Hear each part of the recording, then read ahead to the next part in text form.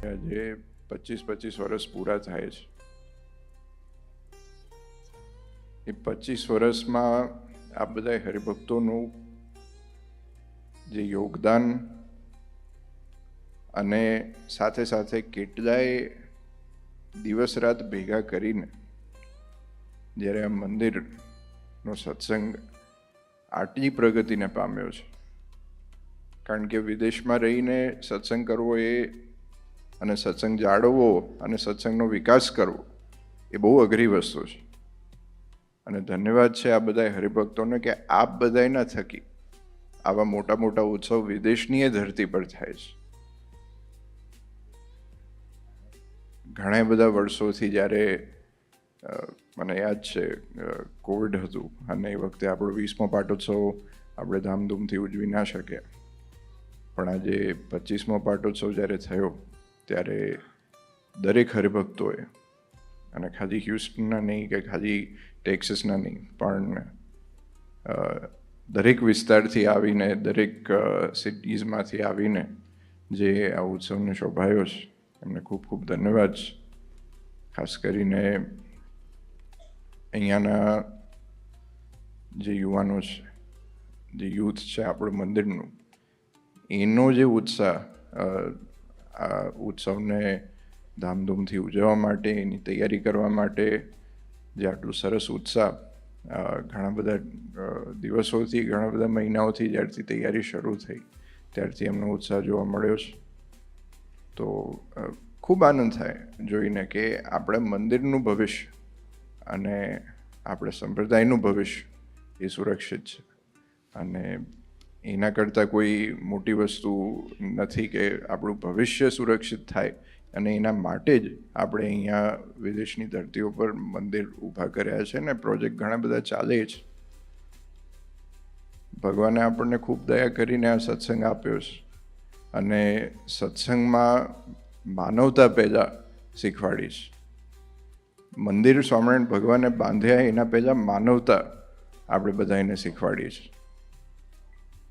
હમણાં જ મહારાજશ્રીએ વાત કરી કે જે ડૉક્ટર્સ બધાએ ખાલી એક કરવા માટે નહીં, પણ એક એક્ઝામ્પલ સેટ કરવા માટે અહીંયાના બધાએ ખાલી હ્યુસ્ટન મંદિર માટે નહીં, પણ આખા યુએસમાં જેટલા મંદિર છે એમના માટે એક એક્ઝામ્પલ આ ઉત્સવમાં સેટ કર્યું છે. તો ધન્યવાદ છે બધાને અને હરિભક્તોને કે જેમને આવું કાર્ય કર્યું છે. કારણ કે હમણાં જ થોડાક જ સમયમાં આપણે શિક્ષાપત્રીના 200 વર્ષનો સમય ઉજવીશું, અને સમયાની જ્યારે બધી તૈયારી થતી હતી, જ્યારે મિટિંગ થતી હતી કે શું કાર્યક્રમ કરવા, એના ઉપલક્ષમાં શું આયોજન કરવા, ત્યારે સંતોને, મહારાજશ્રી અમે બધા બેઠા હતા ત્યારે એ જ ચર્ચા થઈ હતી કે ધાર્મિક સંપ્રદાય કોઈ પણ હોય એમાં માનવતા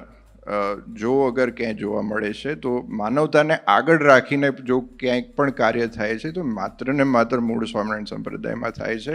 અને એના પાછળનું કારણ સ્વામિનારાયણ ભગવાને આપણને જે સિદ્ધાંત આપ્યા છે, સ્વામિનારાયણ ભગવાને જે આપણને સમજણ આપી છે મૂળ સ્વામિનારાયણ સંપ્રદાયની, એના પાછળનું કારણ એ જ છે. અને શિક્ષાપત્રી નો 200 વર્ષનો ઉત્સવ જે સમયો આવે છે, ઘણા બધા હરિભક્તોએ, ખાસ કરીને ખૂબ ખૂબ ધન્યવાદ છે ચૌધરી પરિવારના દરેક હરિભક્તોને કે જેમને આટલી મોટી સેવા કરી. અને સાથે સાથે જે હરિભક્તોએ સમયા માટે નાની મોટી જે પણ પોતાની શક્તિ પ્રમાણે ભગવાને જેટલી ક્ષમતા આપી હોય એ ક્ષમતા પ્રમાણે, એવી શક્તિ પ્રમાણે આપે જે સમયમાં સેવા કરી છે એના માટે પણ ખૂબ ખૂબ આ બધાનો આભાર છે. અહીંયા રહીને દેશમાં જે મોટા મોટા ઉત્સવ પ્રસંગ થાય છે એમાં જોડાવું એ પણ બહુ મોટી વાત છે, અને એમાં યોગદાન કરવું એ ખરેખર ખૂબ ધન્યવાદને પાત્ર છે.